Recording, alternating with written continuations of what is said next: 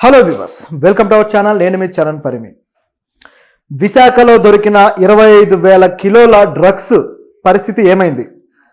దాదాపు 25,000 కిలోల డ్రగ్స్ గతంలో విశాఖలో దొరికింది. అయితే ఈ డ్రగ్స్కి సంబంధించి సిబిఐ దీన్ని దర్యాప్తు చేస్తూ ఉంది. అయితే ఈ దర్యాప్తులు ఎక్కడ దాకా వచ్చాయనేది ఇప్పుడు పెద్ద ప్రశ్నగా మారింది. ఆంధ్రప్రదేశ్లో టీడీపీ ప్రభుత్వం ఉండగా 25,000 కిలోల డ్రగ్స్ గురించి ఇప్పటిదాకా ఒక విషయం కూడా బయటికి రాకపోవడం అందరికీ ఆశ్చర్యం కలిగించింది.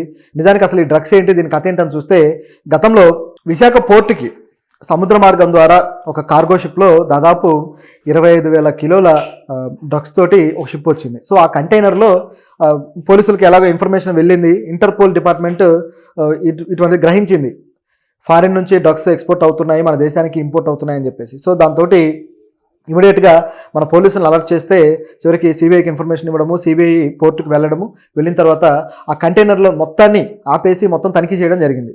సో ఈ తనిఖీ చేసిన దాంట్లో కంటైనర్స్ టెర్మినల్ ఏదైతే ఉందో ఆ టెర్మినల్లో ఉన్న ఈ కంటైనర్ దొరికింది. సో వీటిని అన్నింటినీ కూడా మొత్తం సీజ్ చేసేసి టెస్ట్ చేస్తే అందులో దాదాపు 25,000 కిలోలు ఉందన్నమాట డ్రగ్స్. అయితే ఇందులో ఏమేమి ఉన్నాయి అని చూస్తే కూడా కొకైన్, హెరాయిన్, అలాగే కొనైన్ అని చెప్పేసి మరొకటి ఉంది. సో ఇటువంటి డ్రగ్స్ అన్నీ కూడా ఉన్నాయి. అలాగే డ్రై ఈస్ట్ తెలుసు కదా. సో డ్రై ఈస్ట్తో పాటు ఈ కంటైనర్లో ఇవి ఉన్నాయి. చూస్తే డ్రై ఈస్ట్ వచ్చేసి కేవలం 30% ఉంది, దాదాపు 70% పాటు ఈ డ్రగ్సే ఉన్నాయి అని చెప్పేసి ఆ ఫోరెన్సిక్ నిపుణులు కూడా వాటిని గుర్తించడం జరిగింది. ఇంత గుర్తించిన తర్వాత సిబిఐ కేసులు నమోదు చేసింది. ఇది ఆ అడ్రస్ కూడా విశాఖలో ఒక అడ్రస్కి అయితే ఇది వచ్చింది. సో దీన్ని ఇక దర్యాప్తు చేయడం మొదలుపెట్టారు. మొదలుపెట్టిన తర్వాత చాలా కాలంగా ఈ దర్యాప్తు సాగుతూనే ఉంది, కానీ ముందుకు వెళ్ళలేదు. దాంతో ఒకసారిగా ఆశ్చర్యపోయారు. నిజానికి ఈ ఇష్యూ చెలరేగినప్పుడు గత వైఎస్ఆర్సీపీ ప్రభుత్వంలో ఈ ఇష్యూ చెలరేగింది. ఇది వచ్చినప్పుడు వైఎస్ఆర్సీపీ పార్టీ వచ్చేసి టీడీపీ మీద, అలాగే టీడీపీ వచ్చేసి వైఎస్ఆర్ ప్రభుత్వంలోనే ఇలాంటి డ్రగ్స్ దందా జరుగుతుందని చెప్పేసి ఒకరినొకరు దుమ్మెత్తుకొని పోసుకున్నారు. రాజకీయంగా దీన్ని ఉపయోగించుకోవాలని చూశారు తప్పితే, రాజకీయంగా ఎట్లాగైతే దీన్ని తాము వాడుకోవాలని చూసి చివరికి ఎవరికి ఉపయోగపడకుండా పోయింది. తీరా చూస్తే ఏదైతే డ్రగ్స్ ఉందో ఈ డ్రగ్స్ ఇప్పటికీ అక్కడే ఉంది. ఏమాత్రం దానికి సంబంధించి దాన్ని కొలాప్స్ చేయడమా లేకపోతే మరోటా చేయకుండా ఇప్పటికీ ఆ టర్మినల్లోనే ఆ డ్రగ్స్ అలా పెట్టేసి ఉంచారు. దీంతోపాటు దీనికి సంబంధించిన ఏ వ్యక్తుల్ని కూడా అరెస్ట్ చేయలేదు. ఇది ఇక్కడ షాకింగ్ విషయం. ఎందుకు చేయలేదు, అసలు గతంలోనే ఇంత వైరల్ అయిపోయింది, ఇంత వివాదాస్పదమైన దీన్ని ఎందుకు చేయలేదంటే, గత ప్రభుత్వం దానికి సంబంధించిన బాధ్యులని కాపాడుతూ వస్తుంది అనేది ఇప్పుడున్న సమాచారం. అయితే టీడీపీ ప్రభుత్వం వచ్చినా ఇప్పటికీ కూడా అరెస్టులు కాకపోయేసరికి దీని వెనకాల ఎవరెవరు ఉన్నారనేది పెద్ద క్వశ్చన్గా మారిపోయింది. నిజానికి గత ప్రభుత్వానికి సంబంధించిన ప్రతి వ్యక్తిని ఏదో ఒక కేసులో పెట్టి అరెస్ట్ చేస్తూ వస్తున్నారు ప్రస్తుతం ఉన్న టీడీపీ గవర్నమెంట్. ఇలా ఉంటే ఇప్పుడు వైసీపీకి సంబంధించిన నాయకులు దీంట్లో ఉన్నారా? వైసీపీ వాళ్ళు కావాలనే ఈ సిబిఐ ఈ కేసు దర్యాప్తు ముందుకు వెళ్లకుండా సెంట్రల్ గవర్నమెంట్కి చెప్పి, అంటే బీజేపీ ప్రభుత్వానికి చెప్పి దీన్ని ఆపుతున్నారా అనే సందేహాలు అయితే ఇప్పుడు మొదలయ్యాయి. ఇదొక యాంగిల్ అయితే, టీడీపీ వచ్చిన తర్వాత టీడీపీ కూడా దీనికి సంబంధించిన వ్యక్తుల హ్యాండ్ ఏమైనా ఉందా, టీడీపీ కూడా దీన్ని ముందుకు తీసుకువెళ్లకుండా ఆపడానికి ప్రయారిటీ ఇస్తుందా అన్న సందేహాలు పెరుగుతూ ఉన్నాయి.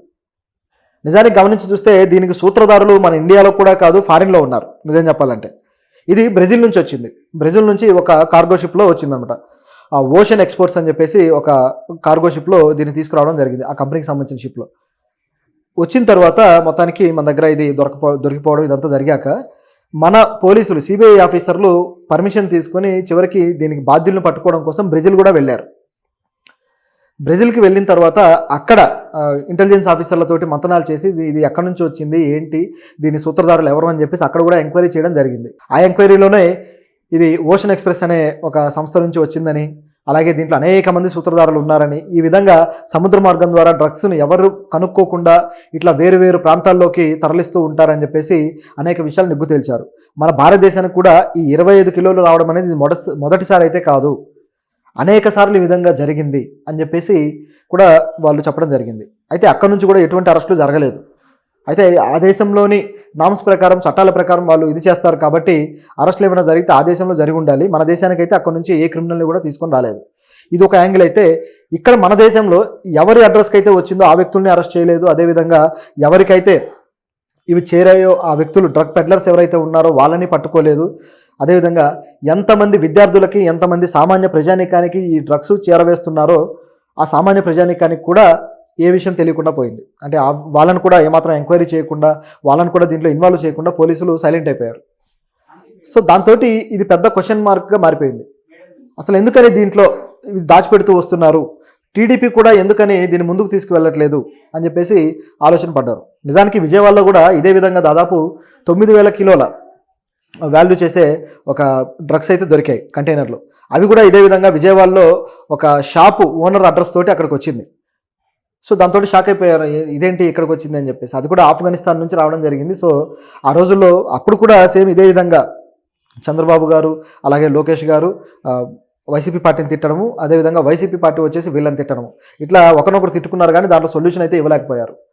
ఇంకా చూసుకుంటే మన ఏపీలో గత ప్రభుత్వ హయాంలో ఇప్పుడు నిజానికి ఈ నింద అయితే ఆ ప్రభుత్వం మోస్తూ వస్తుంది. ఆ నింద ఏంటంటే గంజాయికి ఒక విధమైన క్యాపిటల్ అయిపోయింది ఏపీ అని చెప్పేసి ఒక పెద్ద అపవాదు, ఒక పెద్ద నింద, ఏపీ పరువు తీసే నింద ఇప్పుడు ఏపీ మోస్తూ వస్తుంది.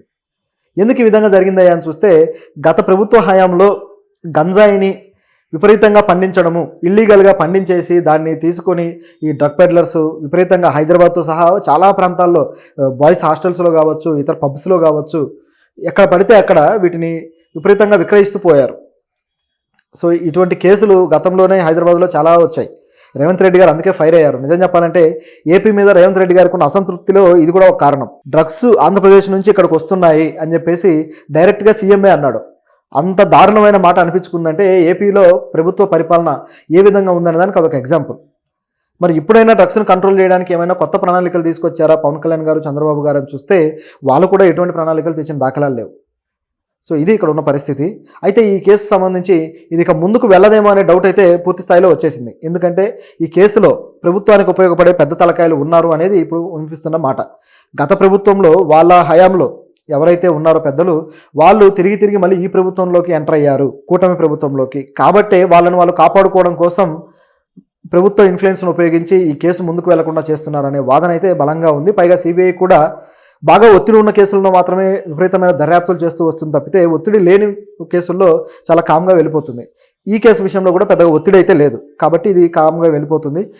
ఒకవేళ ప్రభుత్వం ఏదైనా కేంద్ర ప్రభుత్వానికి వ్యతిరేకంగా మారితే అప్పుడు ఈ కేసును బయటికి తీసే అవకాశం అయితే ఉంది. మరి దీంట్లో ఏం జరుగుతుందనేది చూడాలి. ఓవరాల్గా ఈ కేసు మొత్తాన్ని గమనించి చూసినప్పుడు మనకు షాకింగ్ అనిపించే విషయం ఏంటంటే విశాఖ పోర్టు నుంచి ఎంత స్మగ్లింగ్ జరుగుతుంది అనేది ఇప్పుడు షాకింగ్గా ఉన్న విషయం. ఇది మొదటిసారి దొరికింది ఈ విధంగా. మనం గతంలో కాకినాడ పోర్టు నుంచి కూడా చూసాం. మన దేశం నుంచి అనేక నిత్యావసర సరుకులు అలాగే రైస్ ఇవన్నీ కూడా ఆఫ్రికా కంట్రీస్కి ఎగుమతి అవుతూ ఉన్నాయి. దీని వెనకాల కాకినాడ నాయకులే ఉన్నారని. ఇక్కడ చూసుకుంటే విశాఖ పోర్ట్ అనేది ఇంటర్నేషనల్ ట్రాన్స్పోర్ట్ డీల్ చేస్తూ ఉంది కాబట్టి ఇక వేరే దేశాల నుంచి లైక్ ఇట్లాంటివి బ్రెజిల్ కావచ్చు, స్పెయిన్ కావచ్చు, అనేక కంట్రీస్ నుంచి ఈ విధంగా డ్రగ్స్ లేకపోతే ఆయుధాలు ఇటువంటివన్నీ కూడా తరలి వచ్చే అవకాశం అయితే పుష్కలంగా ఉందనే దానికి ఇది ఒక ఎగ్జాంపుల్. చాలా వరకు సముద్ర మార్గంలోనే దాదాపు 70% స్మగ్లింగ్ అనేది జరుగుతుంది. ఎందుకంటే సముద్ర మార్గంలో కొన్నిసార్లు పట్టుకోవడానికి కూడా అవకాశం లేని రెస్క్యూ పరిస్థితులు ఉన్నాయి. దాంతోపాటు ఈజీగా రావడానికి పోవడానికి అనేకమైన అనుకూల పరిస్థితులు దీంట్లో ఉన్నాయి. కాబట్టే దీన్ని ఉపయోగిస్తున్నారనేది ఇప్పుడున్న వాదన. సో ఈ క్రిమినల్స్ను అడ్డుకట్ట వేయాలంటే భారతదేశ ప్రభుత్వం అలాగే ఆంధ్రప్రదేశ్ ప్రభుత్వం ఈ రెండు కలిసికట్టుగా పనిచేయాలి. ఎందుకంటే ఇది రెండు ప్రభుత్వాల బాధ్యత. ఆ పోర్ట్ అనేది కేంద్ర ప్రభుత్వం ఆధీనంలో నడుస్తూ ఉంది. అదేవిధంగా ఆంధ్రప్రదేశ్ అనేది మొత్తం ఓవరాల్గా చూసుకుంటే ఇక్కడ నిర్వహణ జరిగిస్తుంది. కాబట్టి ఈ రెండు ప్రభుత్వాలు బాధ్యత తీసుకొని ఈ డ్రగ్స్ ఏదైతే విస్తృతంగా వస్తుందో దాన్ని